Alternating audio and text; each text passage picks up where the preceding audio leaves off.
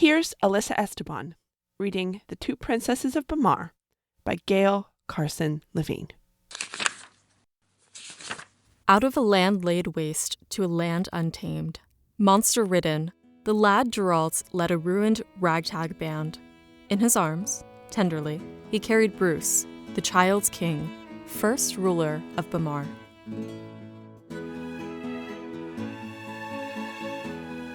Welcome to Pages Past, the podcast where we visit the Library of Memory. I'm Jenna Buck. In each episode, I invite a guest to choose a book from their far past to read and discuss. Through conversation and close reading, we'll find new meanings in our old favorite books. Today, my guest is Alyssa Esteban, host of the Breakfast in Beauclair podcast, a global podcast covering the Witcher book series and Netflix show. I also know Alyssa, as you might, from her incredible work as a frequent and very funny guest on The Newest Olympian, a Percy Jackson podcast. Alyssa, I am a huge fan of yours, and I am so excited to dive into the book you picked. Welcome to Pages Past.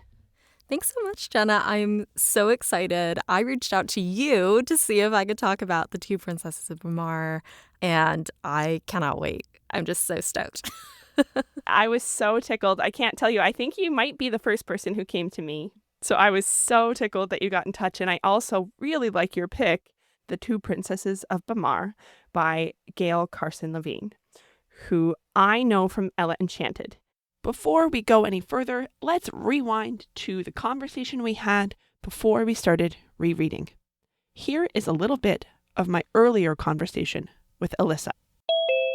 I'm wondering if you want to start just by telling me a bit about your story with this book. About how old would you have been? About what year would it have been? So Gail, Carson, Levine's The Two Princesses of Bamarre came out March 20th, 2001. So when it came out, I would have just turned 9 years old, like a few days before it came out. And which also means it probably would have come out in the Scholastic Book Fair later that fall. I absolutely adored it, and is the kind of thing that, you get pocket money or a small allowance from your parents, and I would be able to go pick out like a book or two. I read so much as a kid. I was always attracted to like fantasy and things like that. So I would probably guess that the cover seemed very good to 9-year-old Alyssa. What stuck with you? What made you want to revisit this book? What was in the content that spoke to you? There are scenes even now that I still remember from it, and I have a horrendous memory. But there's a song that plays at some point, and the scene associated with that song and like the meaning of it, like I can still remember the lyrics. So like twist and twine, twist and twine, twist and twine, your days with mine, your years with mine. And it's like the idea of coming of age, of female empowerment, of being able to accomplish things on your own against all odds. Like that's something that meant a lot to me then. That just has continued to mean a lot to me over the years. I also still have the book. Oh, wow. So it has been with me through every single apartment I've lived in. Like when I went to college, I brought it with me.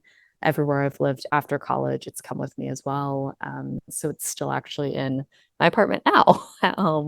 And it is horribly yellowed. But the cover looks great, and yes, still have it, and it's still on my shelf. Is there something, you mentioned the song, anything else that you think about regularly or things that are really vivid that you're excited to revisit? Yeah. So there's a lot of clever things that happens. So the book is about an unlikely heroine. She's the second born princess, and the older princess, the firstborn princess, is kind of like big and brash and like incredible, and she's born adventurer and everything. And then all of a sudden she becomes very, very sick, and suddenly she can no longer do anything. And then it's up to her younger sister to save her sister, save the kingdom. But there's a lot of different scenes and adventures along the way that requires her to be brave, that requires her to be clever. And I'm excited to come back to those scenes and, see how she problem solved and see what she did and see what her companions are.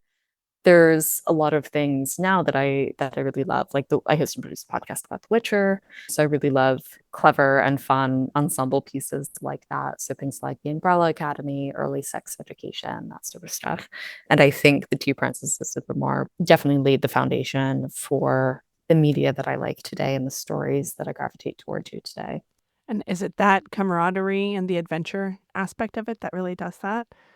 Yeah, absolutely. Like I think the more media I've watched, like we just finished Schitt's Creek, we're watching The Inbetweeners, and it's just like ensemble stories or things that, I really enjoy, where everybody feels very complete and everyone has their own kind of like goals, and you see multiple people develop over the course of the book or the series or what have you.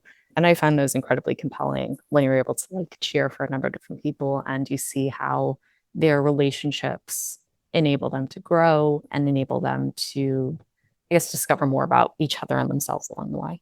That's so interesting. It sounds a little bit like this book may have helped plant the seeds of like almost like a sitcom lover or a certain kind of show lover. Yes, I also I have such a low tolerance for like horror thrillers. Can't do it. My preference is also for media that is intended for kids because I'm a wimp. Yes, Yeah. yes, yes. Big feeling, yeah.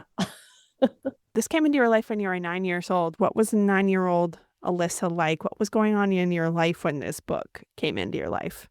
I guess as a kid, like I really didn't have a lot of friends, and I think that also shaped the kind of elementary school student I was, the kind of teenager I was before I moved to public school.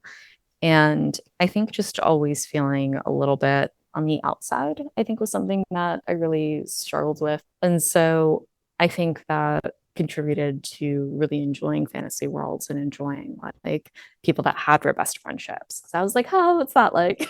I don't know.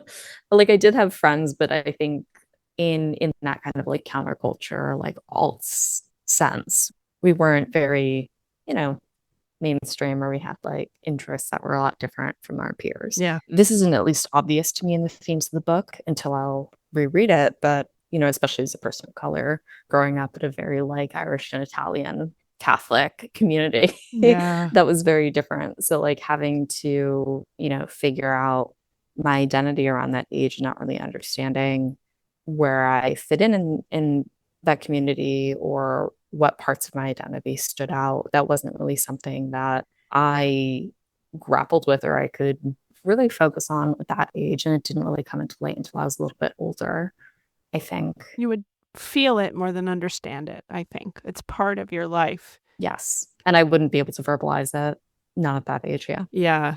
This is one of the most common things that people talk about when they talk about the person that they were when they had a book come into their life that was important to them. So many people describe experiences of lacking friendships or being a little bit on the outside or feeling a bit lonely or feeling like you don't fit in. I'm interested to see if any theme related to that emerges as we read this book together. I'm wondering if you have an off-the-cuff idea of what theme you might want to read through or what theme might emerge. There's a lot that the protagonist, Addie, she has a certain view of herself that she then breaks. There's a lot of assumptions in what she believes she can and can't do and the role that she's meant to play in society alongside her sister. And then when all of that is taken away from her, she has to redefine herself through the trials that she kind of undertakes throughout the kingdom. Thematically, that discovery of self have been interesting to me then. And then there's, a lot of experiences that I've had now by the time I'm now that I'm 32 that certainly resonate with me. And I think when I go back to read the book, there's going to be a lot of things that jump out to me. Yeah, I know. I was wondering if you have one or two that really stick with you that you're excited to revisit or that you might think won't hold up. Yeah. There is a scene where she's trapped by a dragon and has to kind of like figure out how to get out of that. And, since then, reading so many books about like The Witcher has so many dragons in it. Yeah. So many clever dragons and beasts in it that I'm excited to see and remember what that scene was like for Addie. There's kind of like this whole theme with mythology and legend and how we live by kind of like the legends and the beliefs that we have. So I'm kind of excited to see all of that, which is again like a really major theme in The Witcher, like how are legends born and how do we relate to them, in the present. We are going to return to my conversation with Alyssa now that we have both read The Two Princesses of Bamarre. But before we do that, let's drop this book into history and recap it for those who haven't read it or haven't read it in a while, fair warning, this is your last chance to turn back. This podcast runs on spoilers.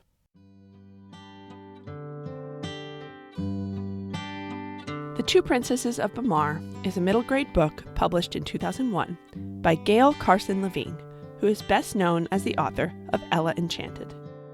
It tells the story of fearful, shy Adelina, called Addie, and her brash, brave older sister, Meryl, who are princesses in Bamarre, a fantasy realm beset by monsters and, for centuries, a terrifying, always fatal disease called the Grey Death, which took the girls' mother when they were very small.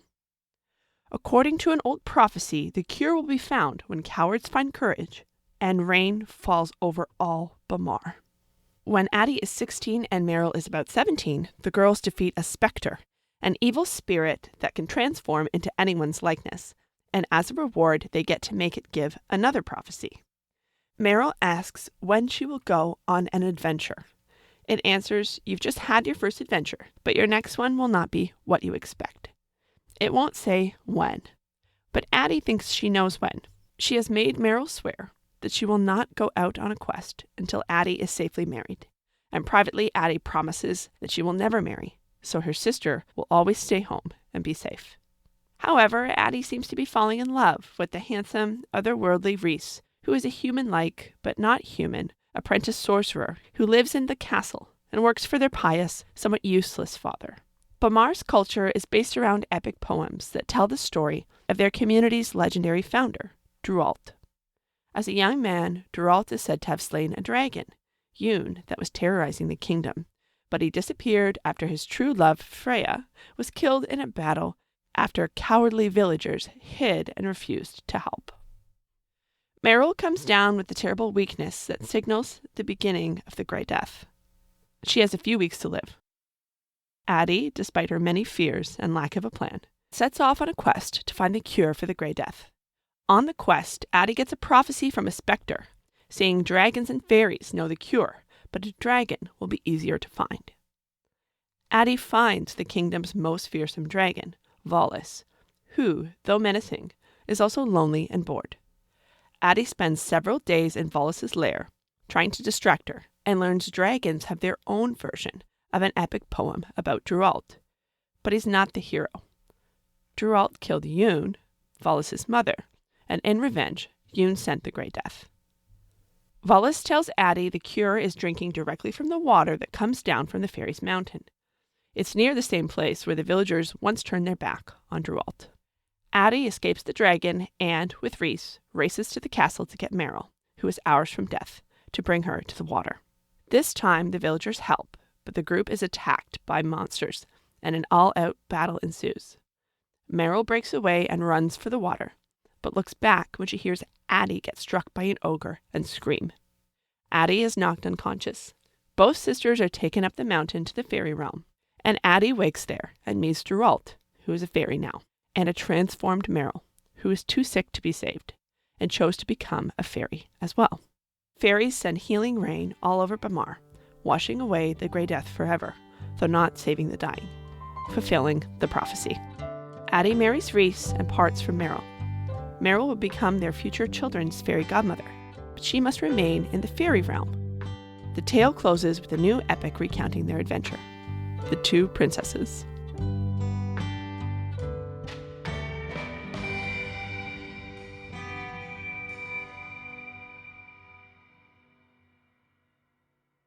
Now that you're up to speed and Alyssa and I have reread the book, let's get back to our conversation. This book passed me by in my youth, and I was so excited to be introduced to it. It's got a gorgeously built world. It's got such compelling characters, and I can think of, I didn't read it when I was young, but I really imagined that if I was young when I read it, I would have related so much to the protagonist, Addie, who suffers from many fears. Was there something about how you were doing around 10 that made this book speak to you? I don't even know if people would relate to this or if they would find it offensive. I will just preface with that. But I relate to being a tabletop role-playing queer, you can see the trajectory from the child that needed this book to where I am as a human being now. I know what you mean by that. There's something just a half turn different. It's whimsical. Yes. It's offbeat. Mm-hmm. And it's a protagonist who feels a little outside of her world, right? She's very kind of ensconced in her status quo. She's very paralyzed by fear, and making that transition from being a child that's being looked after, even pampered in the environment of a palace, to having to go out into the world on a quest, which is very tabletop role-playing game. Yeah. Everybody's in the tavern cozy, and all of a sudden, something happens, right? Yeah, I think especially being young and just raised in Catholicism and raised in a very cultural household. My parents are both Filipino. We come from, as the country does, a colonized and Catholic background. So there's a heavy amount of religion that's deeply embedded in Filipino culture. There's a lot of structure and a lot of expectations that seeing somebody rise above their status quo and their station, I think, is also something that I found very compelling. And I think something that I continue to want to push and aspire to, even as an adult. You said that this book planted the seed for your love of fantasy. And you now have an incredible body of work looking at the fantasy genre in Witcher. Did you experience that fantasy lover's joy this time? And where did you have that happen in the text?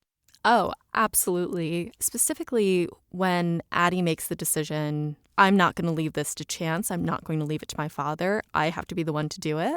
And just embarking on the hero's journey and choosing to be challenged and choosing to aspire to greatness unwillingly, that I think was something that made me excited.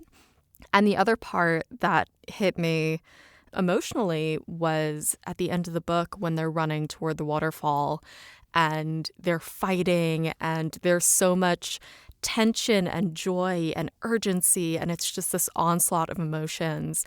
Meryl is literally moments from death and laughing, running into battle.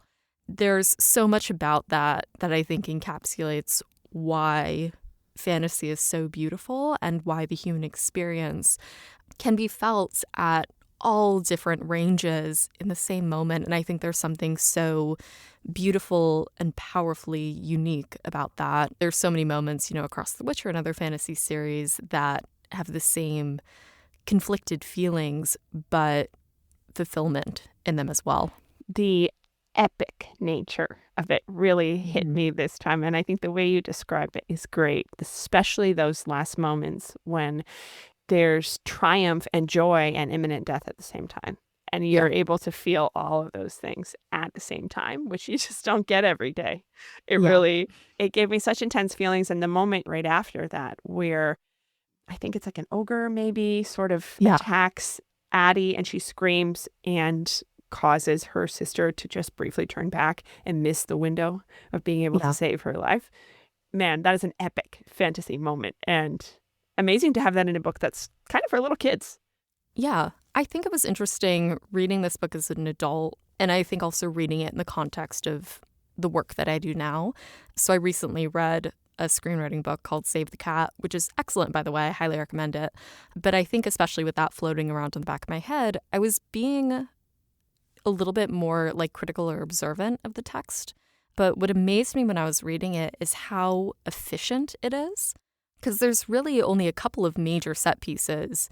There's really only two that make up the majority of the book, and that is Addie in the wilderness where she comes across the mimic, and then her time with Valis, the dragon. That's the whole book. But everything that you need to know is set up in the beginning with the exact payoff you need. It felt like a little bit of a children's book masterclass in seeing how efficient the writing was in connecting the plot points and watching how the scenes would change from kind of highs to lows. And again, that scene in particular, that final battle, you get that arc of we're winning, Addie causes her sister to turn back. She's picked up by the dragon, kills the dragon, is about to pass out, and then rain starts falling and it ends. And it's so tight and so efficient, but so powerful. And I really admired that on a reread as an adult. From a craft perspective, right? Like you Yes. have a better, like just appreciation for the skill, for the restraint and the control that it takes to pull that off. I think harder than writing like one of those doorstop size fantasies, Yeah. right? It just has to be, you're right, efficient is the perfect word to describe it. Is there anything else that hit you very, very differently as an adult? Well, I think the thing that slapped me in the face very quickly was the fact that like Addie and Riss and everybody, they were like 17. You know, as a 10-year-old, it's just like, oh my God, they're so old. Like, do I expect to be married at 17? Yeah. And I'm 32. And it's just one of those things where, like, I think, again, reading like Harry Potter, Percy Jackson, and other, you know, tween middle grade books, they're always about this age. And then reading it again, and it's very explicitly in the text, Riss was basically 17. He's 78 in sorcerer years, which Right. I don't know how I'm supposed to interpret that. It's just one of those, it's a yada yada fantasy moment. But like I teach that age group, you know, I teach like 19 to 22-year-olds. And to me, they're kids, they're babies. They're just brand new. They just got here. So a 17-year-old, wow, the bravery. Oh, yeah. And I feel that way about both this book and also the Percy Jackson series and, you know, Harry Potter and Ciri and The Witcher, especially when I was doing a lot of like functional fitness and like intense cardio and stuff like that. There would just be like quotes from the books kind of going through my head while I would be like dying through these workouts and just thinking like, stop panting like a mammoth. And I would keep working out and I'm being like, if 17-year-old demigods can do this, why can't I? Okay, I need to try to pull on some of that. Maybe that could motivate me to exercise. Highly effective. Would recommend. One of the things you also talked about when we first connected was about how in a good fantasy story, each person is someone that you can cheer for. Each person has an arc and feels like a complete person and has their own journey that they're on. Were you drawn to the same character this time, or was there a particular character, you know, that struck you differently this time in terms of I want to cheer for this person and I am allied with this person? Yeah. I think a character that I sympathized with more on this read was Valis, the dragon, and being able to, I think, appreciate her life and what she is. And yeah, I think that's a sign of getting older. Valis is an endlessly fascinating character. An incredible little turn to have her own epic story where it's the opposite of what they have because the humans, you know, slaughtered her mother and she is like this hated sort of villain and monster and does all these things, lashes out at the people who are unfortunate enough to cross her path because she's so lonely. That's such a compelling characteristic in a villain. And to put in a dragon. Yes.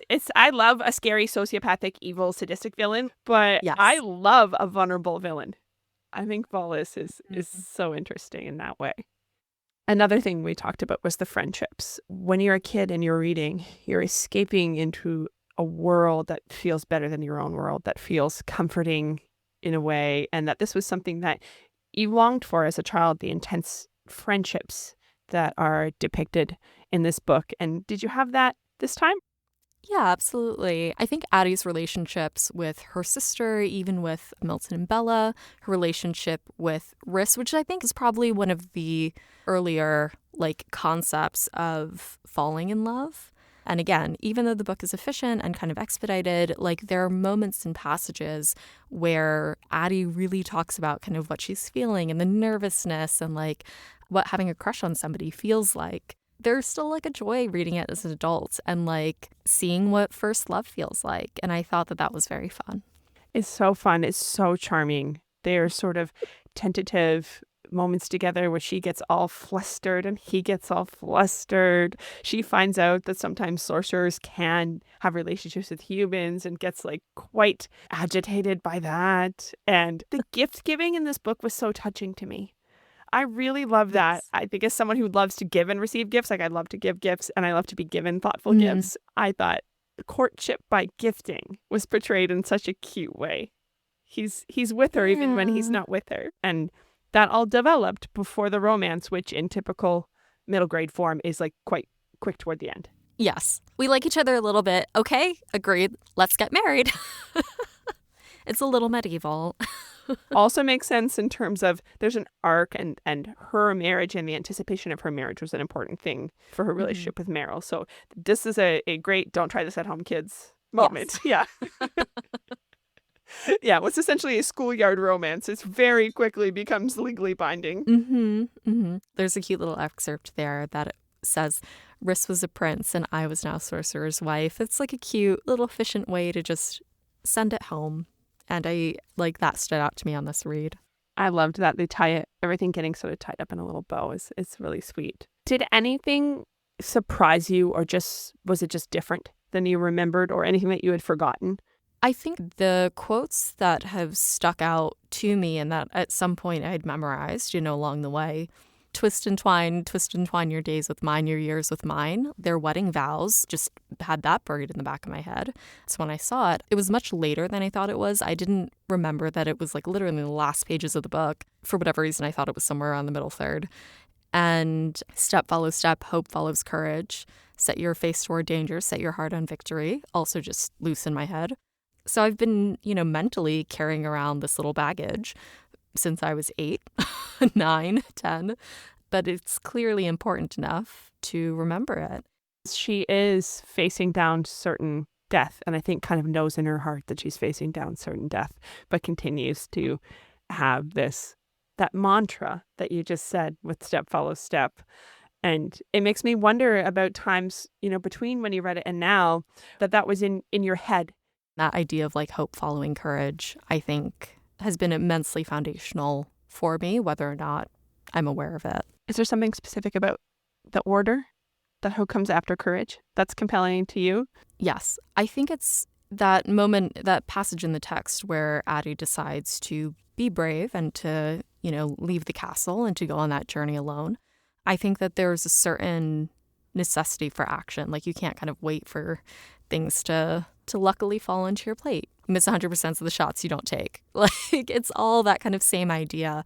We can just keep throwing these out. Luck is when hard work meets opportunity, yada, yada, yada.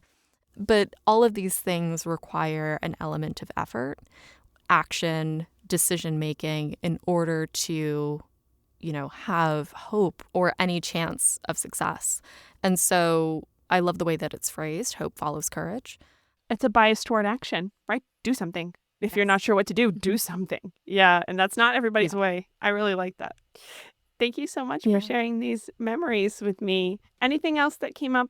Any memories or feelings about the past that came up in the course of you reading this? Sometimes these things can take us back. Yeah. I mean, when I used to read all of these books as a child, I had pulled away my bed from the wall because there's an outlet there. And I put a nightlight in the outlet behind my bed so I can lay in bed and like read books by the light of the nightlight. And yeah, reading this, just took me back to doing that, being under the covers and secretly reading things when I was supposed to be sleeping.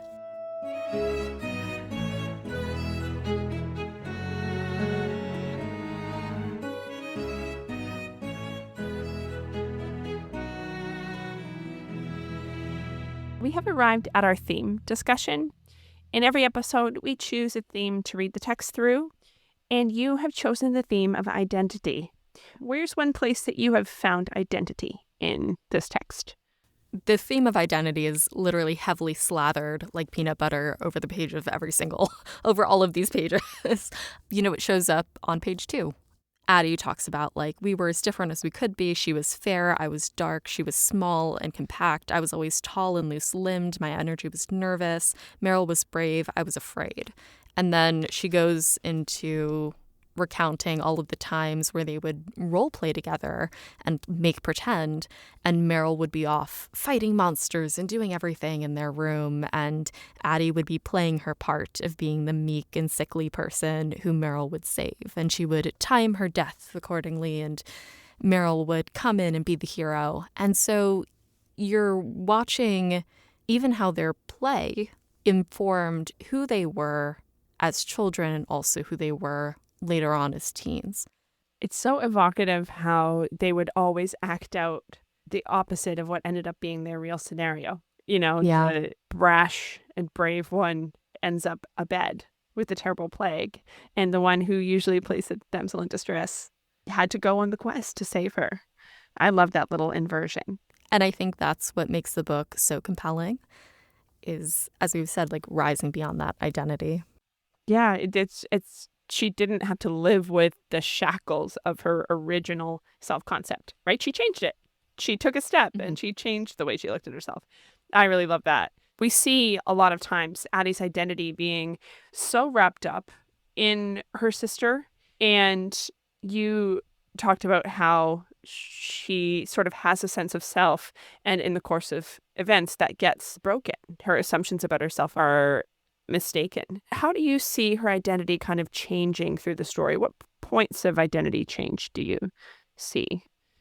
I think the way that Addie is characterized and the way that she sees herself always has to do with her being homely and timid and shy and a real wallflower in contrast to her sister. When we meet her at the start of the story, she has a very particular relationship to everyone that is actively in her life, whether that's her sister, her caregivers, her father, and her role as a princess in Bamarre. When you take her out of that context and that status quo and she's on her own, she has to fulfill every role available to her. She is the one that now has to make decisions. She's the one that has to save herself.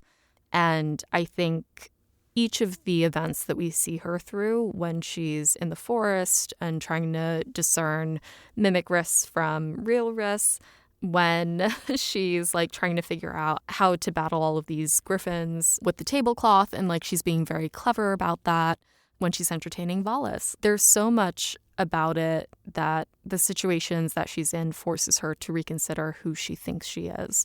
And there's a lot of satisfying payoff that happens with that. And you even see that explicitly at the end of the text. Like she talks about how much she's grown and that she feels like a new person now. And I think that that's incredible.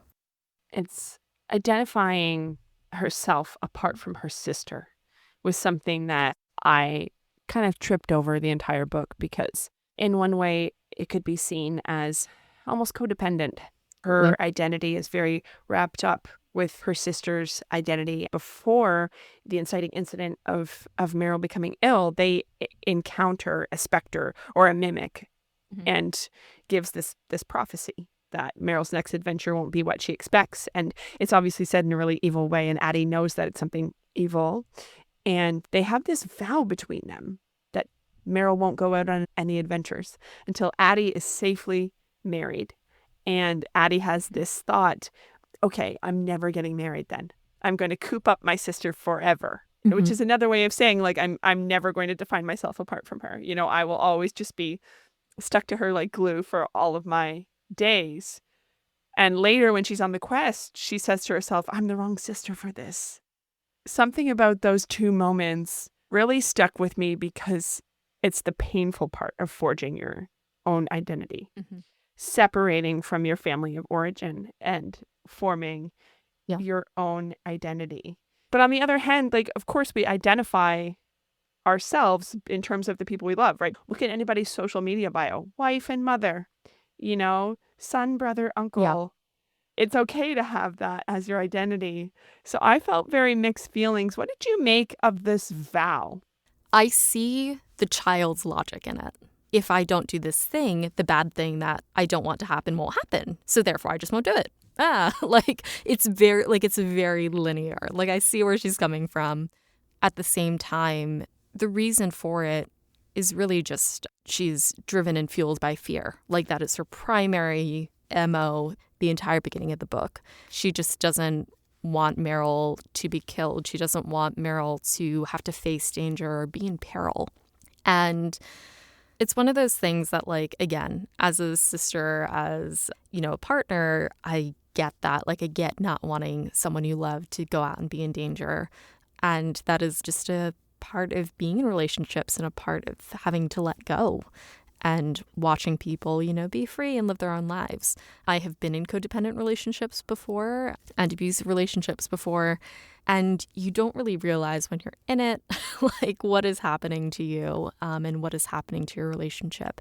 And it's really hard to kind of see the forest for the trees and all that. So being critical of that relationship and understanding that, you know, this isn't a healthy relationship for her to have with her sister is one thing. But, you know, on the other hand, if she's like 16, 17, I get it, you know? Yeah, it's framed as I want Meryl to be safe, but it's also very much I just don't want her to leave me. I don't want her to grow up. I don't want to be without her. I don't want anything to change. Question back to you, I guess. Do you think that her independence is fully realized, or do you think that transfers from Meryl to Rhys? You know, that's a really interesting question because I don't know if I trust a 17-year-old, as far as I can throw them, to form a relationship where each person is going to be fostered in their independence and their dreams. I mean, I don't necessarily trust adults to do that either, so. No. Assuming that you discount sorcerer years, it helps that they're of an age and there isn't that dynamic of almost like a parenting type relationship and a romantic relationship because someone is so much older and so much more mature and sort of shepherds the other person and very much interferes with their independence. We don't really see that. Yeah. And I don't know that we have patriarchal marriage in this world. I don't know that he would be having like the authority of a husband over her. And their dynamic up to that point is playful and sweet and mutual. So I hope not. I hope that she doesn't transfer the codependency from Meryl onto Rhys. I say Rhys. I guess it's Rhys. I'm not sure which. That's the one thing about fantasy books is that all pronunciation assumptions just go out the window. Who knows how Bamarre is pronounced, right? We're just making our best guess. Well, that was the other thing on my reread is in my mind, it was always Dralt. I think I mixed up some of the letters as I was reading it. And then I read it again as an adult. I was like, oh, that's Drualt. I did the same thing I pronounced it as a child, Cyrus Black, because I had only seen it when I was reading. And then, you know, hearing it's Sirius. I was like, is it? I had that with Hermione specifically because in the fourth book, she tells someone how to pronounce her name. Victor Crumb, I think, yeah. The emphasis isn't shown. So I thought from that point until seeing the movie, I think I thought that it was Hermione. Yeah. But to answer your question, you know, I pulled this bit from the end that really struck me, which to me showed that she had matured and she was ready to let go of Meryl and let Meryl be on another plane from her. Not exactly dead and gone, but on another plane. In their last scene together, Meryl says to her, you don't need me anymore. And Addie says to herself, she was right. I only wanted her, which is very sweet. That's love. Love endures even after death. But she has really maturely understood that she has to go be her own person. And I hope that would continue, even in the face of teen marriage. It's a fantasy children's story, so it does, you know, feel complete. I think that's me with like an adult lens and bias, questioning if I did see this IRL, would I be confident in the codependency? This is very much like me projecting. It's like, can you overcome codependence and like abusive behaviors and really heal? I think is something that I would sincerely hope for anybody and also myself. Yes, here. I completely agree. And I do think it's possible. It takes work. Any kind of change takes a lot of work. Yeah. But we do see this kind of happening in the text. And I think it ends on a really hopeful note and a really beautiful, though bittersweet note. Mm-hmm. One other place where I see identity is how the community builds an identity around texts. which I thought was such an interesting thing to see represented because it's obviously something I care a lot about. I know that like we carry texts throughout our lives and we do build identity and community around text, whether that's a sacred text like a scripture that's part of your religious tradition or a canonical text in your fandom like the Witcher books or a foundational text like a community legend or myth about who you are as a people. And we see people in these books, referring to texts, and we see the king with his little book of sermons. And then also they're always talking about Geralt, who we even hear may not even be real. They think he might be mythical. Johnny Appleseed, the stories about Jesus, like that is kind of the role that Geralt plays. And she draws on Geralt when she's embarking on a quest. She draws strength from some words from Geralt. And she also laments that her father is not like Geralt. And she's saying, if he was like Geralt, he would somehow overcome death. He wouldn't let his daughter die of an illness. I kind of have mixed feelings about this scene. I can't decide if the text is serving her in this moment or if Geralt is in some way a problem. This figure looms so large and this idealized man that no real man can live up to. What do you think about that? So I think two immediate things come to mind. The first, long story short, I was for about a year or two part of a Stoicism practice group. There was also an adjacent group that specifically focused on Stoic texts and applying Stoicism, like ancient Greek Stoicism, to real life. We read Meditations by Marcus Aurelius. If you read that without cultural and historical context, it makes it sound like Marcus Aurelius was just this amazing man who could do no wrong. And, these are powerful words to live by. And I am a person of conviction and value. And you should be like me. So a lot of that context gets stripped away. And it's just like, Stoicism means taking a cold shower at 4 a.m. every day. When really, when you actually read the text with the appropriate context, what is assumed is that Marcus Aurelius was most likely journaling about things that he was struggling with and issues that he was facing that he had to kind of write down and journal about in order to kind of come to a conclusion and a set of values that he could then remember and practice. There are vulnerabilities, I think, in the text that we can often glaze over when we're looking to seek out values and truths and ideals that I think we might have to strip that back and really be critical of how does this actually apply to a lived reality and to a human experience? And the other thing is I find mythology compelling in that, again, it's stories to human ideal. And whether you're talking about gods or mythical figures, it's that kind of spurring on and that inspiration of action and hope. So I think to that end, if it justifies the ends, then whatever kind of gets you over the finish line. You know what I mean? Yeah, use the text however it shows up for you on that day. Basically, whether or not maybe that passage is a little bit out of context. Yeah. Hopefully it gets you over the finish line that you need. It's like a utilitarian way of looking at text. Text can serve us in a lot of different ways. What were your hang-ups about it? It made me think about how people weaponize texts. I mean, that's I think the other side of using it how you wish, yeah. Yeah, which means you could use it for evil. And I think the epics, and we're going to do a close reading of some of these verses that they read really differently once you meet the dragon that he also met and then meet him, an embodied person. I think he's no longer a human at this point. He's become Fae. He's a 19-year-old fairy. Let's dial it back a hot second. I guess he's maybe lived thousands of years at this point, but he's a real boy. When these stories are told about him, yeah. Yeah, I think that grounds it just so differently. And it made me think of my community and the faith tradition that I was raised in and how we valorize people that appear in these scriptural texts who were humans. And I love that. I love that we meet Geralt at the end and that he's just a boy. I don't think we can finish talking about identity without talking about the terror of identity theft. Identity theft takes place in this book. I think the scariest of all the villains is the specter who can take on the identity of a loved one and then lead you astray or lead you to your death. But anywhere else where you saw identity that you wanted to bring up?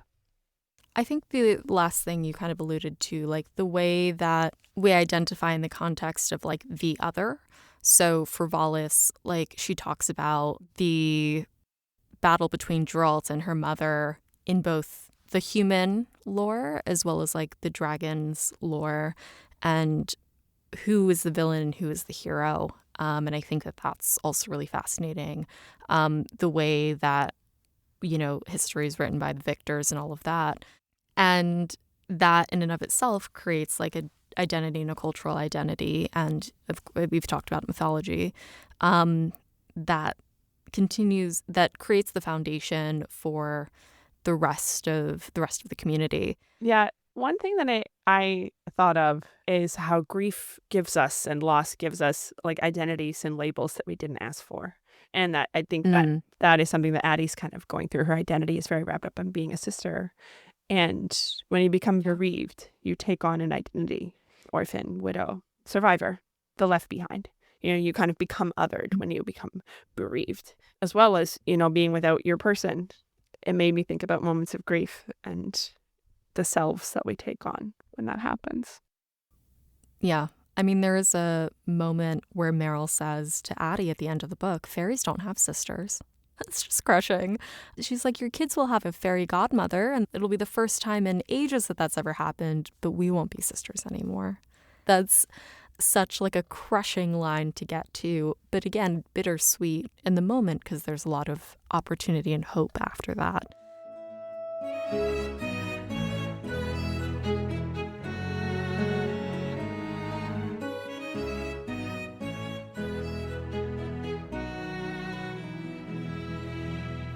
We have arrived at the close reading.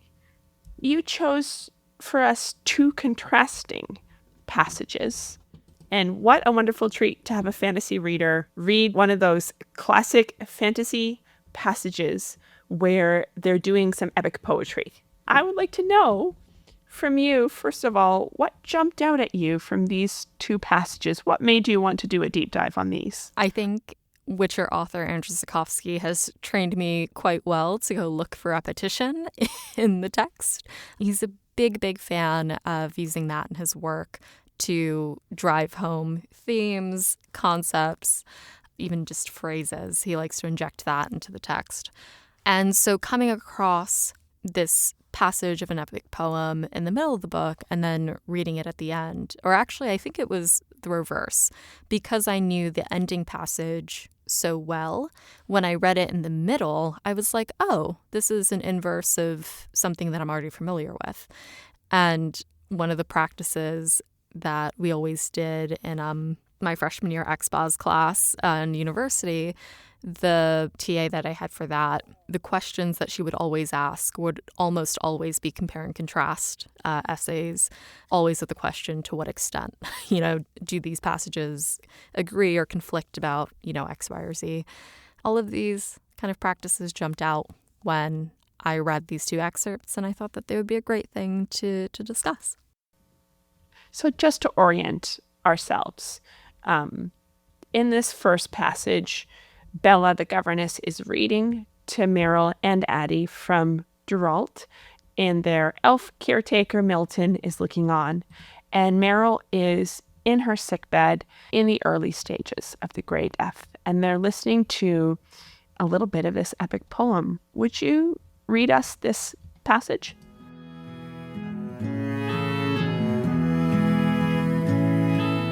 A monster pecked at Freya's dead lips. Geralt rose in fury and slew it with one sweep of his angry sword. Come you now, roared the hero. Come you now when all need is past. Come you now when my love is dead. Frightened, the villagers drew back and whispered among themselves, their voices dry as salt. Geralt told the crone, Bamarre will see no more of me until the timid go forth with the strong. But while her heroes still fight alone, Bamarre will see no more of me. Geralt went then into the mountains, carrying Freya, bold spirit, lost love, and he was no more seen in Bamarre. Now, when the spectre haunts, or dragon flames, or ogre attacks, or griffin descends, Bamarre fights alone. Geralt, the laugher, tall among men, is gone. But the tale has not run out, not yet. So be brave, Bamarre, go forth, Bamarre, the timid with the strong. Let not your heroes fight alone. Then one day, in the spring of the year, when monsters are hunting, a hero will come, a laugher, tall among men. Geralt, hero of Bamarre, will return. So rise up, Bamarre, be brave, Bamarre, be worthy, Bamarre, of your hero's return.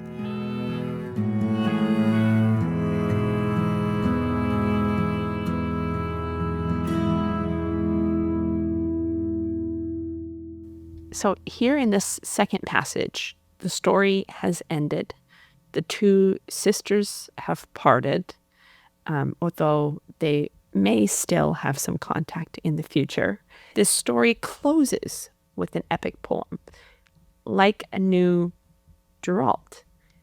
And I will read this for us.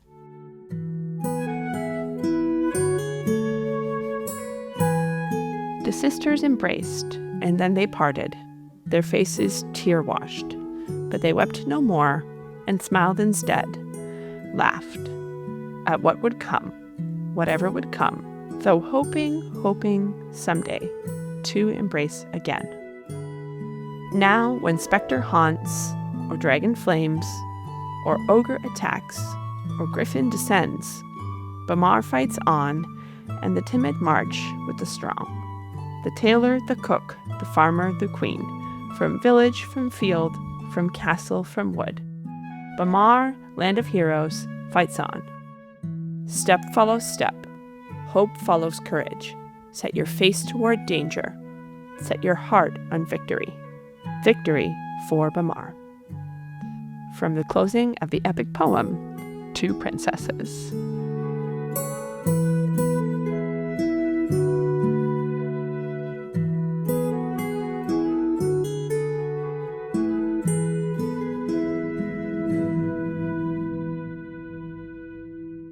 So I thought that we would do a reading practice called Florilegia. This is a reading technique that I learned from the podcast Harry Potter and the Sacred Text, but it is a very old practice. It comes from a practice called commonplacing, or keeping a commonplace book. These were books that people in the past, specifically from the 17th to 19th century, would write down important information.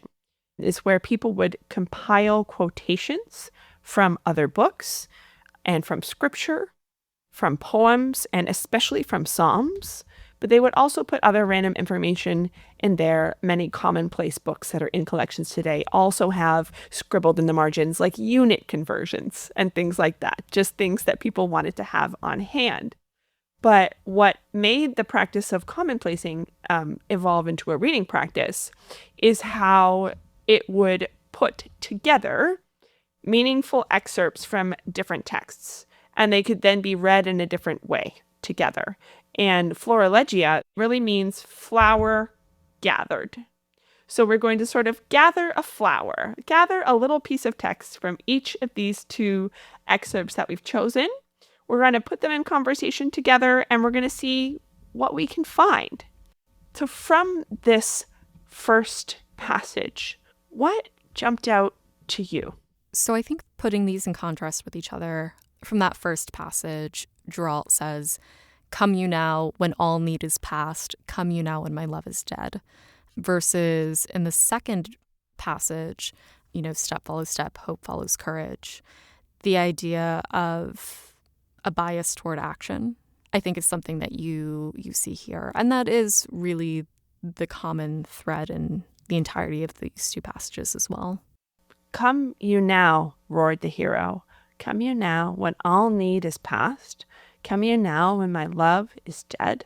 Frightened, the villagers drew back and whispered among themselves, their voices dry as salt.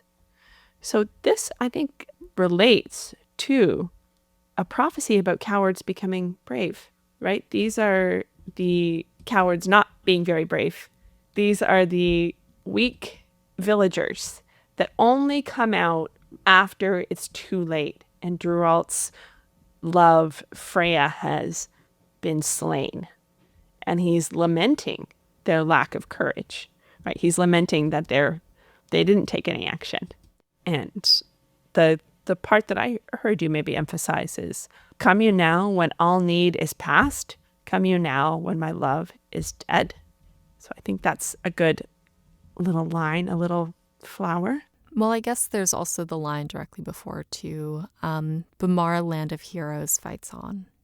Bamarre, land of heroes, fights on. And the timid march with the strong. The tailor, the cook, the farmer, the queen, the village from field, from castle, from wood. Bamarre, land of heroes, fights on. I'm just getting shivers like hearing it recited. What do you think is making you have that reaction? I think the element of persistence, the element of courage, and the bravery that I think is inspired by this text. The timid march with the strong. Like, I think it is, again, that ideal that comes with identity, that you can be so much more, or you can live beyond and be more than what's expected of you. And I think that there's something very inspiring and very beautiful about that. I like the idea that this could be a call and an answer. Geralt is lamenting. He is scolding the villagers for not helping him in his time of need, for not having courage. He says, come you not now when all need is past. Come you now when my love is dead. And his love is not dead. Freya is dead, but he still has this love to give. He persists in this other form, and he meets the people of Bamarre once again. The villagers are going to show up for him. Bamarre fights on, and the timid march with the strong. So it was only perceived that it's too late. It wasn't actually too late. That's kind of where I landed out of this. I think there is a love for country and community and kingdom that is prevalent throughout the entirety of the book. Like, Bamarre in and of itself feels like a character in this story. And so I think when, you have Geralt saying, like, come you now when all need is past, come you now when my love is dead. And it's like, but Bamarre fights on. Like, Bamarre is still there. Bamarre is beating, regardless of when the specter haunts or dragon flames. There is this strength and, an uprising that exists, like, as a beating heart of this country and of this kingdom. He is Bamarre's hero and a symbol of this kingdom. And there is, like, a love there as well. There is something in that heroism there that it is for others. Yeah, I love that idea of sort of nationhood. Bamarre is having a moment of forming as a nation, that maybe these people prior to this, like, this is ancient times, right? The original epic describes something that happened in ancient times, and maybe these were kind of warring factions. Bamarre didn't exist yet. They weren't necessarily neighbors. They were just people that had been displaced into the same place. Maybe they didn't have the spirit of Bamarre because they were becoming Bamarre. Now they have this identity by having this text to form an identity around. And so when Geralt comes back, and when there's another moment of peril where they have to show up, they do show up. As a nation, they are as one. They are Bamarre fighting on. What a beautiful thing we can get out of two lines. Something we sometimes do with Philologia is just do a little switch up, read it in the other order. So this would be, Bamarre fights on, and the timid march with the strong. Come you now, roared the hero. Come you now, when all need is past. Come you now, my love is dead. It's making me think of that there's been a plague, right? And the community is reeling from loss. And most people didn't get their loved one transformed into a fairy. We hear about Tina, one of the servants at the castle, who gets the gray death and dies, as people do. So I think it's one of those things that we are in such a time when nationalism is at a high, othering is at a high.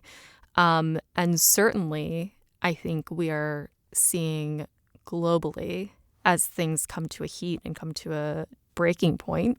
Hopefully it's not that. But you're having, the timid march with the strong. And that's out of just sheer necessity for the weight of where all of these countries are on an individual and on a global level, right?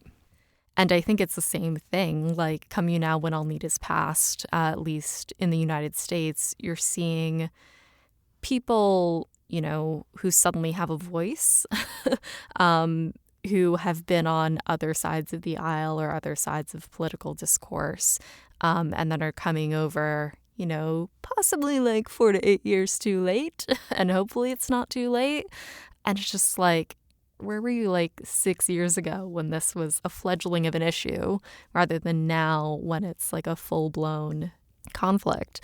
You're finally listening. Yeah. Sometimes it feels like too little, too late, but there is that hope. Thank you for bringing this reading. I think reading these lines as it's been too little, too late, we've been shouting for you to pay attention, and only now at this late hour do you want to participate and to set down that resentment when you have very justified resentment. This is a powerful way to read this text. And what a great demonstration that texts meet us where we are, that they can do different things for us at different times. I'm sure that 9-year-old Alyssa wouldn't have had the faintest clue of what the world that a 32-year-old Alyssa would be facing. 9-year-old Alyssa wasn't thinking about fascism and impending nationalism. What? She would be like, how do you spell fascism? Like S-H? Yeah. F-A-S-H. I-Z-M, baby. Oh my goodness. Yes, 9-year-old Alyssa deserved a better world, but here we are. Didn't we all? Didn't we all?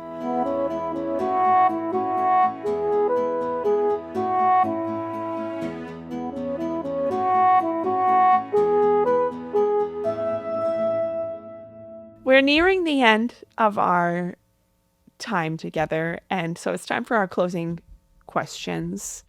Speaking of 9-year-old Alyssa, we're going to think back to the girl that first came to the Scholastic Book Fair and brought her very carefully saved money to buy herself a book. This is called past life homework, which is to say, if 32-year-old Alyssa could go to the book fair with adult money, what book or text would you like to put in the hands of that 9-year-old Alyssa, if you could? Oh my God. Adult Alyssa has tech salary now, so $4 book, get like 100 of them. Let's do it. Awesome. This feels like a cop-out answer, but it is true. Thinking about 10-year-old me wanting to devour more fantasy, just the 10 Percy Jackson and Heroes of Olympus books, that feels like such a cheat answer because there is so much in the Percy Jackson books. I hadn't read them as a child. I think I might have read the first 1 or 2 when my sister was reading them. She's 5 years younger than me, so she was probably the right age for them, and I think I must have been in like high school or maybe early college. And I actually did gift my partner's 9-year-old niece the first 5 Percy Jackson books. Oh my God, she's so stinking sweet. We went to England because my partner's from England, and we were there with his family, and his sister pulled me aside because his niece, Olivia, had a lunchbox with her at this party. And it had like 6 things in it, like a coloring book, some crayons, and a very clearly unread Percy Jackson, like volume 1 book. And like I gave it to her last Christmas, so it's been about a year. And his sister was like, she hasn't read it, but she was like, Mom, where's my Percy Jackson book? I want Alyssa to know that I have it. And she wanted me to think she's reading it, which is very funny. One day she'll hopefully read it, but it's the kind of thing, like I did gift it to a 9-year-old. So like that, I think that is the book. I got to do this for real. Yes, but if you could do a little time travel, you'd have to time travel to 2005 to get the book and then go back in time to, I guess, 2001 or so. Yeah. That was challenging my math a little bit. But yes, it's time travel is allowed on this show. yes, you can have a book from any time period. That's a beautiful idea. And it's very sweet that you have done that with a real 9-year-old. So that book will be there for her at some point when she needs it. That's a lovely story. Finally, closing question. Not every book can be a classic, even ones that we love. Not everything can stay on the shelf. We always have to make choices. Sometimes you go down the library stairs and they go into those big creaky shelves, the stacks, rather than the library. And this is good. This is normal. We have to make room for new things. But some things are classic and get to be on the shelf forever. So for Two Princesses of Bamarre, do you think shelf or stacks? I mean, I think the decision was made long ago. I've literally been carrying this book to every apartment and place I've lived for the last 22 years. Whether or not I've been really critical about it, it is a shelf book. Like it's just always here, and I love that. It's on your shelf forever. Well, Alyssa, thank you so much for spending this time with me. This was a wonderful reading practice. We got so many new meanings out of this book. Where can we find your work? Are there any projects that you would like to share? Yeah, absolutely. So I'm up to tons of stuff outside of my full-time job as an app designer. So you can find me at Breakfast in Beauclair if you are interested in the Witcher series, the books, or the Netflix show, and also kind of the games as well. And you can find that wherever you get podcasts. I have a chapter-by-chapter discussion of the books, a episode-by-episode discussion of the Netflix series, and fun little tidbits if you want to hear the voice actor for the video games and the narrator of the audiobooks go head-to-head in improv. You can find that on YouTube, and like a full-length podcast discussion with them. Oh, it was phenomenal. And I also produce a number of audio fiction works with Lengthy Tangent, which is our production house. You can find season 1 of Peculiar Radio, which was our debut audio fiction series, wherever you get your podcasts. It is a audio fiction show about a radio station crew that is sent off on a journey when something happens in their station. Ooh! We actually won the Atlanta Fringe Festival, so it's an award-winning show, and I hope that you guys enjoy it. I also paint quite a bit, so you can find all of my artistic works at It's an Art Journal, all one word, on Instagram. And I do urban sketching, I do figure drawing, and all of that is there. I think that's it. Wonderful. You've just given our listeners so many wonderful things to explore. Peculiar Radio sounds right up my alley. I hope you guys will all join me in listening to that. Thank you so much, Alyssa Esteban. This has been wonderful. Thanks. Thanks for having me.